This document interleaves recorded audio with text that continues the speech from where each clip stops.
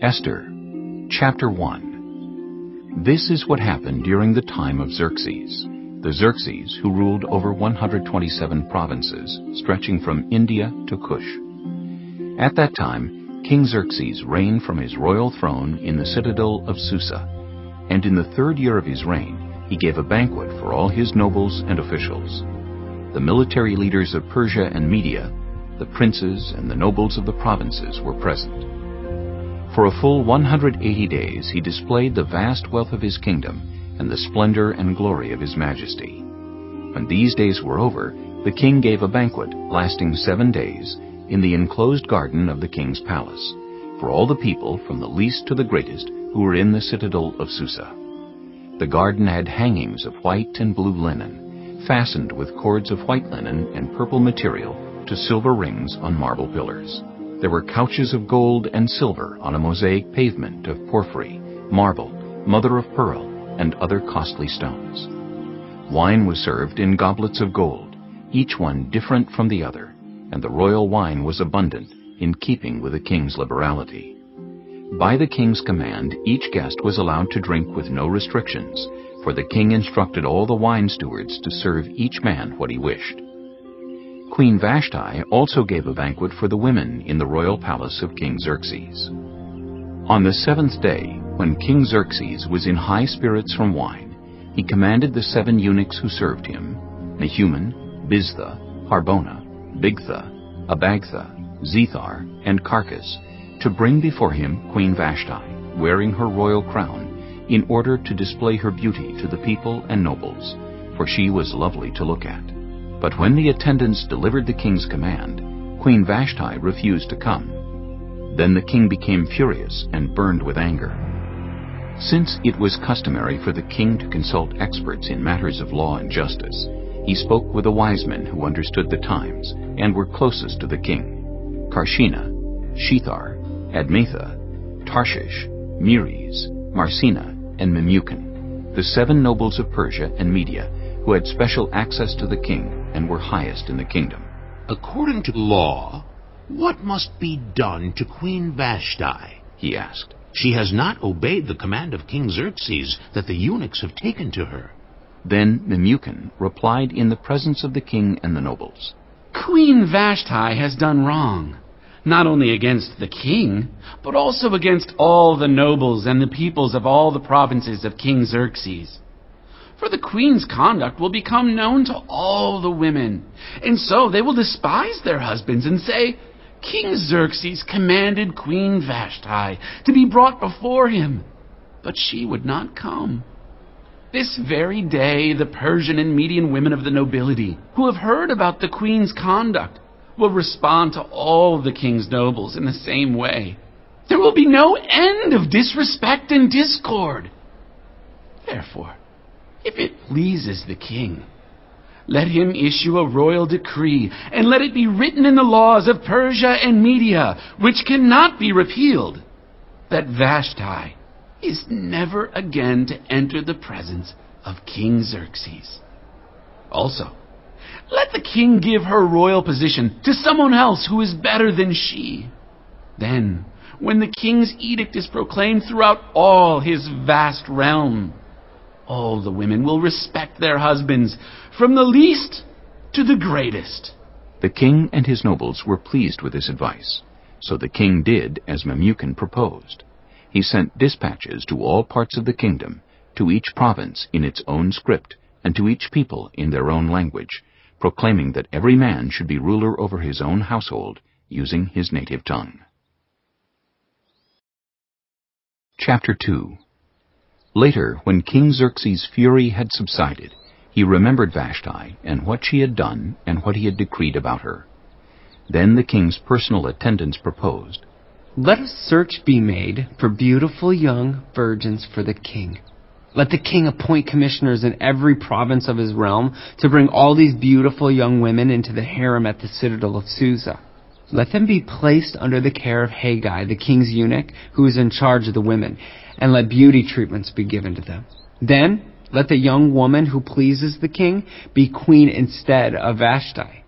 This advice appealed to the king, and he followed it.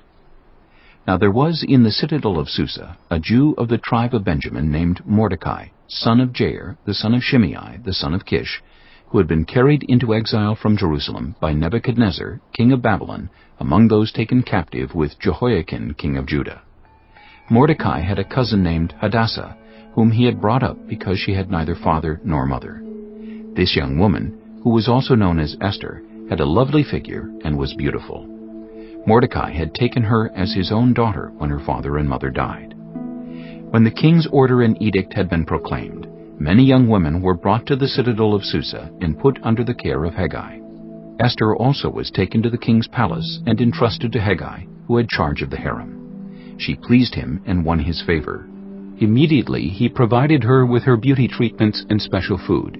He assigned to her 7 female attendants selected from the king's palace, and moved her and her attendants into the best place in the harem. Esther had not revealed her nationality and family background, because Mordecai had forbidden her to do so.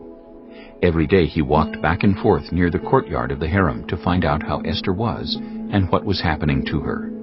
Before a young woman's turn came to go into King Xerxes, she had to complete 12 months of beauty treatments prescribed for the women, 6 months with oil of myrrh, and 6 with perfumes and cosmetics. And this is how she would go to the king. Anything she wanted was given her to take with her from the harem to the king's palace. In the evening she would go there, and in the morning return to another part of the harem to the care of Sheashgaz, the king's eunuch who was in charge of the concubines. She would not return to the king unless he was pleased with her and summoned her by name. When the turn came for Esther, the young woman Mordecai had adopted, the daughter of his uncle Abihail, to go to the king, she asked for nothing other than what Hegai, the king's eunuch who was in charge of the harem, suggested. And Esther won the favor of everyone who saw her. She was taken to King Xerxes in the royal residence in the 10th month, the month of Tebeth, in the 7th year of his reign. Now the king was attracted to Esther more than to any of the other women, and she won his favor and approval more than any of the other virgins. So he set a royal crown on her head and made her queen instead of Vashti. And the king gave a great banquet, Esther's banquet, for all his nobles and officials. He proclaimed a holiday throughout the provinces and distributed gifts with royal liberality. When the virgins were assembled a second time, Mordecai was sitting at the king's gate. But Esther had kept secret her family background and nationality, just as Mordecai had told her to do, for she continued to follow Mordecai's instructions as she had done when he was bringing her up. During the time Mordecai was sitting at the king's gate, Bigthana and Teresh, 2 of the king's officers who guarded the doorway, became angry and conspired to assassinate King Xerxes. But Mordecai found out about the plot and told Queen Esther, who in turn reported it to the king, giving credit to Mordecai. And when the report was investigated and found to be true, the 2 officials were impaled on poles. All this was recorded in the book of the Annals in the presence of the king. Chapter 3. After these events, King Xerxes honored Haman, son of Hammedatha the Agagite, elevating him and giving him a seat of honor higher than that of all the other nobles. All the royal officials at the king's gate knelt down and paid honor to Haman, for the king had commanded this concerning him. But Mordecai would not kneel down or pay him honor. Then the royal officials at the king's gate asked Mordecai, "Why do you disobey the king's command?" Day after day they spoke to him, but he refused to comply. Therefore they told Haman about it, to see whether Mordecai's behavior would be tolerated, for he had told them he was a Jew. When Haman saw that Mordecai would not kneel down or pay him honor, he was enraged. Yet, having learned who Mordecai's people were, he scorned the idea of killing only Mordecai. Instead, Haman looked for a way to destroy all Mordecai's people, the Jews, throughout the whole kingdom of Xerxes. In the 12th year of King Xerxes, in the 1st month, the month of Nisan, the pure, that is, the lot, was cast in the presence of Haman to select a day and month. And the lot fell on the 12th month, the month of Adar. Then Haman said to King Xerxes, "There is a certain people dispersed among the peoples in all the provinces of your kingdom who keep themselves separate. Their customs are different from those of all other people, and they do not obey the king's laws. It is not in the king's best interest to tolerate them. If it pleases the king, let a decree be issued to destroy them. and I will give 10,000 talents of silver to the king's administrators for the royal treasury." So the king took his signet ring from his finger and gave it to Haman, son of Hammedatha, the Agagite, the enemy of the Jews. "Keep the money," the king said to Haman, "and do with the people as you please." Then, on the 13th day of the first month, the royal secretaries were summoned. They wrote out in the script of each province and in the language of each people all Haman's orders to the king's satraps, the governors of the various provinces, and the nobles of the various peoples. These were written in the name of King Xerxes himself and sealed with his own ring. Dispatches were sent by couriers to all the king's provinces with the order to destroy, kill, and annihilate all the Jews, young and old, women and children, on a single day, the 13th day of the 12th month, the month of Adar, and to plunder their goods. A copy of the text of the edict was to be issued as law in every province and made known to the people of every nationality, so they would be ready for that day. The couriers went out, spurred on by the king's command, and the edict was issued in the citadel of Susa. The king and Haman sat down to drink, but the city of Susa was bewildered. Chapter 4. When Mordecai learned of all that had been done, he tore his clothes, put on sackcloth and ashes, and went out into the city, wailing loudly and bitterly. But he went only as far as the king's gate, because no one clothed in sackcloth was allowed to enter it. In every province to which the edict and order of the king came, there was great mourning among the Jews, with fasting, weeping, and wailing. Many lay in sackcloth and ashes. When Esther's eunuchs and female attendants came and told her about Mordecai, she was in great distress. She sent clothes for him to put on instead of his sackcloth, but he would not accept them. Then Esther summoned Hathach, one of the king's eunuchs assigned to attend her, and ordered him to find out what was troubling Mordecai and why. So Hathach went out to Mordecai in the open square of the city in front of the king's gate. Mordecai told him everything that had happened to him, including the exact amount of money Haman had promised to pay into the royal treasury for the destruction of the Jews. He also gave him a copy of the text of the edict for their annihilation, which had been published in Susa, to show to Esther and explain it to her. And he told him to instruct her to go into the king's presence to beg for mercy and plead with him for her people. Hathach went back and reported to Esther what Mordecai had said. Then she instructed him to say to Mordecai, "All the king's officials and the people of the royal provinces know that for any man or woman who approaches the king in the inner court without being summoned, the king has but one law, that they be put to death, unless the king extends the gold scepter to them and spares their lives. But 30 days have passed since I was called to go to the king." When Esther's words were reported to Mordecai, he sent back this answer: "Do not think that because you are in the king's house, you alone of all the Jews will escape. For if you remain silent at this time, relief and deliverance for the Jews will arise from another place, but you and your father's family will perish. And who knows but that you have come to your royal position for such a time as this?" Then Esther sent this reply to Mordecai: "Go, gather together all the Jews who are in Susa, and fast for me. Do not eat or drink for 3 days, night or day.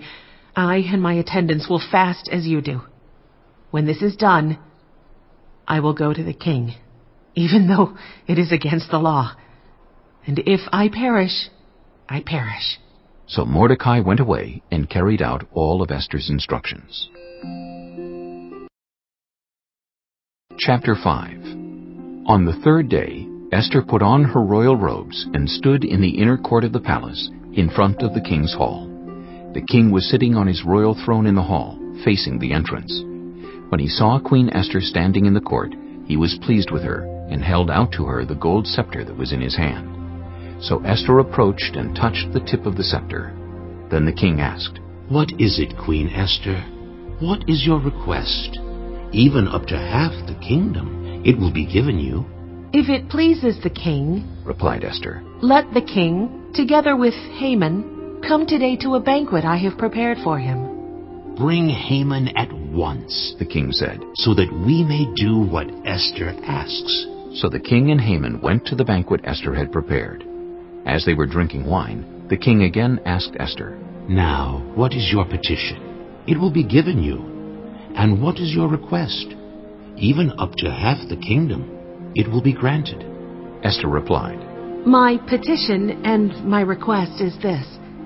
If the king regards me with favor, and if it pleases the king to grant my petition and fulfill my request, let the king and Haman come tomorrow to the banquet I will prepare for them. Then I will answer the king's question. Haman went out that day happy and in high spirits. But when he saw Mordecai at the king's gate, and observed that he neither rose nor showed fear in his presence, he was filled with rage against Mordecai. Nevertheless, Haman restrained himself and went home. Calling together his friends and Zeresh his wife, Haman boasted to them about his vast wealth, his many sons, in all the ways the king had honored him, and how he had elevated him above the other nobles and officials. And that's not all, Haman added. I am the only person Queen Esther invited to accompany the king to the banquet she gave. And she has invited me along with the king tomorrow. But all this gives me no satisfaction as long as I see that Jew Mordecai sitting at the king's gate. His wife Zeresh and all his friends said to him, Have a pole set up, reaching to a height of 50 cubits, and ask the king in the morning to have Mordecai impaled on it. Then, go with the king to the banquet and enjoy yourself. This suggestion delighted Haman, and he had the pole set up. Chapter 6. That night the king could not sleep, so he ordered the book of the Chronicles, the record of his reign, to be brought in and read to him. It was found recorded there that Mordecai had exposed Bigthana and Teresh, two of the king's officers who guarded the doorway, who had conspired to assassinate King Xerxes. What honor and recognition has Mordecai received for this? The king asked. Nothing has been done for him, His attendants answered. The king said, Who is in the court? Now Haman had just entered the outer court of the palace to speak to the king about impaling Mordecai on the pole he had set up for him. His attendants answered, Haman is standing in the court. Bring him in, the king ordered.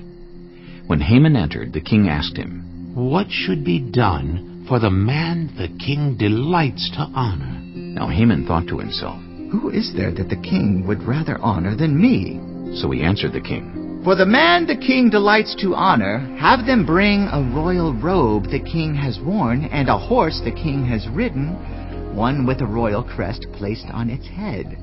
Then let the robe and horse be entrusted to one of the king's most noble princes. Let them robe the man the king delights to honor, and lead him on the horse through the city streets, proclaiming before him, This is what is done for the man the king delights to honor. Go at once, the king commanded Haman. Get the robe and the horse, and do just as you have suggested. For Mordecai the Jew, who sits at the king's gate, do not neglect anything you have recommended. So Haman got the robe and the horse. He robed Mordecai and led him on horseback through the city streets, proclaiming before him, This is what is done for the man the king delights to honor. Afterward, Mordecai returned to the king's gate, but Haman rushed home, with his head covered in grief, and told Zeresh his wife and all his friends everything that had happened to him. His advisers and his wife Zeresh said to him, Since Mordecai, before whom your downfall has started, is of Jewish origin, you cannot stand against him. You will surely come to ruin. While they were still talking with him, the king's eunuchs arrived and hurried Haman away to the banquet Esther had prepared. Chapter 7. So the king and Haman went to Queen Esther's banquet, and as they were drinking wine on the second day, the king again asked, Queen Esther, what is your petition? It will be given you. What is your request? Even up to half the kingdom, it will be granted. Then Queen Esther answered, If I have found favor with you, your majesty, and if it pleases you, grant me my life. This is my petition. And spare my people. This is my request. For I and my people have been sold to be destroyed, killed, and annihilated. If we had merely been sold as male and female slaves, I would have kept quiet, because no such distress would justify disturbing the king. King Xerxes asked Queen Esther, Who is he? Where is he, the man who has dared to do such a thing? Esther said, An adversary and enemy. This Vile Haman!" Then Haman was terrified before the king and queen. The king got up in a rage, left his wine, and went out into the palace garden. But Haman, realizing that the king had already decided his fate, stayed behind to beg Queen Esther for his life. Just as the king returned from the palace garden to the banquet hall, Haman was falling on the couch where Esther was reclining. The king exclaimed, "Will he even molest the queen while she is with me in the house?" As soon as the word left the king's mouth, they covered Haman's face. Then Harbona, one of the eunuchs attending the king, said, "A pole, reaching to a height of 50 cubits, stands by Haman's house. He had it set up for Mordecai, who spoke up to help the king." The king said, "Impale him on it." So they impaled Haman on the pole he had set up for Mordecai. Then the king's fury subsided. Chapter 8. That same day, King Xerxes gave Queen Esther the estate of Haman, the enemy of the Jews. And Mordecai came into the presence of the king, for Esther had told how he was related to her. The king took off his signet ring, which he had reclaimed from Haman, and presented it to Mordecai, and Esther appointed him over Haman's estate. Esther again pleaded with the king, falling at his feet and weeping. She begged him to put an end to the evil plan of Haman the Agagite, which he had devised against the Jews. Then the king extended the gold scepter to Esther, and she arose and stood before him. "If it pleases the king," she said, "and if he regards me with favor, and thinks it the right thing to do, and if he is pleased with me, let an order be written overruling the dispatches that Haman, son of Hadassah, the Agagite, devised and wrote to destroy the Jews in all the king's provinces. For how can I bear to see disaster fall on my people? How can I bear to see the destruction of my family?" King Xerxes replied to Queen Esther and to Mordecai the Jew, "Because Haman attacked the Jews, I have given his estate to Esther, and they have impaled him on the pole he set up. Now, write another decree in the king's name in behalf of the Jews as seems best to you, and seal it with the king's signet ring. For no document written in the king's name and sealed with his ring can be revoked." At once the royal secretaries were summoned, on the 23rd day of the 3rd month, the month of Sivan. They wrote out all Mordecai's orders to the Jews, and to the satraps, governors, and nobles of the 127 provinces stretching from India to Cush. These orders were written in the script of each province and the language of each people, and also to the Jews in their own script and language. Mordecai wrote in the name of King Xerxes, sealed the dispatches with the king's signet ring, and sent them by mounted couriers who rode fast horses, especially bred for the king. The king's edict granted the Jews in every city the right to assemble and protect themselves, to destroy, kill, and annihilate the armed men of any nationality or province who might attack them and their women and children, and to plunder the property of their enemies. The day appointed for the Jews to do this in all the provinces of King Xerxes was the 13th day of the 12th month, the month of Adar. A copy of the text of the edict was to be issued as law in every province and made known to the people of every nationality, so that the Jews would be ready on that day to avenge themselves on their enemies. The couriers, riding the royal horses, went out, spurred on by the king's command, and the edict was issued in the citadel of Susa. When Mordecai left the king's presence, he was wearing royal garments of blue and white, a large crown of gold, and a purple robe of fine linen. And the city of Susa held a joyous celebration. For the Jews it was a time of happiness and joy, gladness and honor. In every province and in every city to which the edict of the king came, there was joy and gladness among the Jews, with feasting and celebrating. And many people of other nationalities became Jews because fear of the Jews had seized them. Chapter 9. On the 13th day of the 12th month, the month of Adar, the edict commanded by the king was to be carried out. On this day the enemies of the Jews had hoped to overpower them, but now the tables were turned, and the Jews got the upper hand over those who hated them. The Jews assembled in their cities in all the provinces of King Xerxes to attack those determined to destroy them. No one could stand against them, because the people of all the other nationalities were afraid of them. And all the nobles of the provinces, the satraps, the governors, and the king's administrators helped the Jews, because fear of Mordecai had seized them. Mordecai was prominent in the palace. His reputation spread throughout the provinces, and he became more and more powerful. The Jews struck down all their enemies with the sword, killing and destroying them. and they did what they pleased to those who hated them. In the citadel of Susa, the Jews killed and destroyed 500 men. They also killed Harshandatha, Dalphon, Aspatha, Poratha, Adalia, Aridatha, Parmashta, Erisai, Eridai, and Vizatha, the 10 sons of Haman, son of Hammedatha, the enemy of the Jews.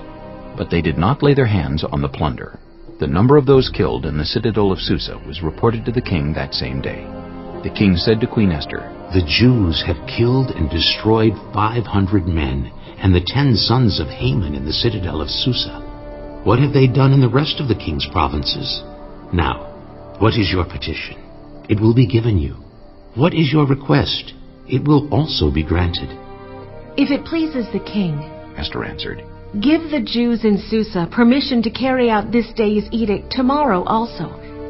And let Haman's 10 sons be impaled on poles. So the king commanded that this be done. An edict was issued in Susa, and they impaled the 10 sons of Haman. The Jews in Susa came together on the 14th day of the month of Adar, and they put to death in Susa 300 men, but they did not lay their hands on the plunder.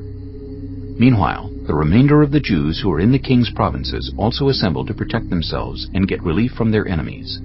They killed 75,000 of them, but did not lay their hands on the plunder. This happened on the 13th day of the month of Adar, and on the 14th they rested, and made it a day of feasting and joy. The Jews in Susa, however, had assembled on the 13th and 14th, and then on the 15th they rested, and made it a day of feasting and joy. That is why rural Jews, those living in villages, observe the 14th of the month of Adar as a day of joy and feasting, a day for giving presents to each other.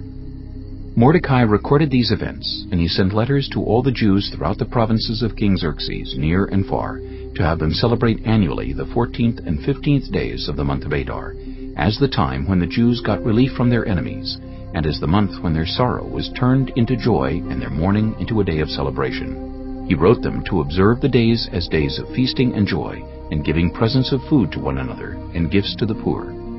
So the Jews agreed to continue the celebration they had begun, doing what Mordecai had written to them. For Haman, son of Hammedatha, the Agagite, the enemy of all the Jews, had plotted against the Jews to destroy them, and had cast the poor, that is, the lot, for their ruin and destruction. But when the plot came to the king's attention, he issued written orders that the evil scheme Haman had devised against the Jews should come back onto his own head, and that he and his sons should be impaled on poles. Therefore these days were called Purim, from the word pure. Because of everything written in this letter, and because of what they had seen and what had happened to them, the Jews took it on themselves to establish the custom that they and their descendants, and all who join them, should without fail observe these 2 days every year, in the way prescribed and at the time appointed. These days should be remembered and observed in every generation by every family, and in every province, and in every city. And these days of Purim should never fail to be celebrated by the Jews, nor should the memory of these days die out among their descendants.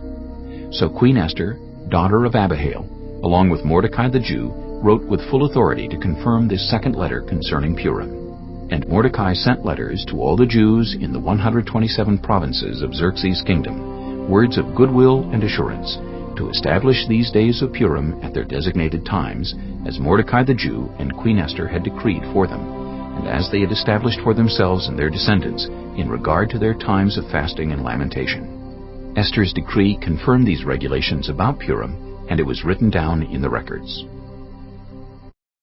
Chapter 10. King Xerxes imposed tribute throughout the empire to its distant shores, and all his acts of power and might, together with a full account of the greatness of Mordecai, whom the king had promoted, are they not written in the book of the annals of the kings of Media and Persia?